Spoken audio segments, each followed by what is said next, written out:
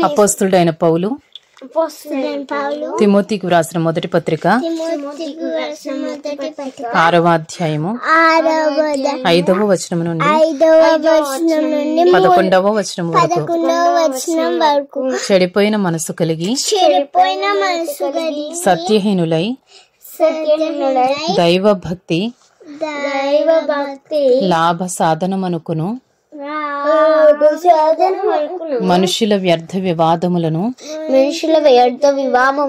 కలుగుచున్నవి సంతుష్టి సహితమైన దైవభక్తి గొప్ప లాభ సాధనమై ఉన్నది మనం ఈ లోకములోనికి ఏమీ తేలేదు దీనిలో నుండి ఏమీ తీసుకుని పోలేము కాగా అన్న వస్త్రములు గల వారమయ్యుండి వాటితో తృప్తి పొంది ఉందము ధనవంతులగుటకు ఆపేక్షించువారు శోధనలోను ఉరిలోను అవివేక యుక్తములను హానికరములునైనా అనేక దురాశలలోనూ పడుదురు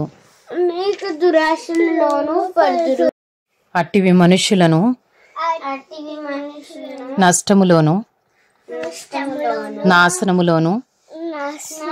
ముంచివేయును ఎందుకనగా ధనాపేక్ష సమస్తమైన కీడులకు మూలము కొందరు దానిని ఆశించి విశ్వాసము నుండి తొలగిపోయి నానా బాధలతో తమను తామే పొడుచుకునిరి దైవజనుడా నీవైతే వీటిని విసర్జించి నీతిని భక్తిని విశ్వాసమును ప్రేమను ఓర్పును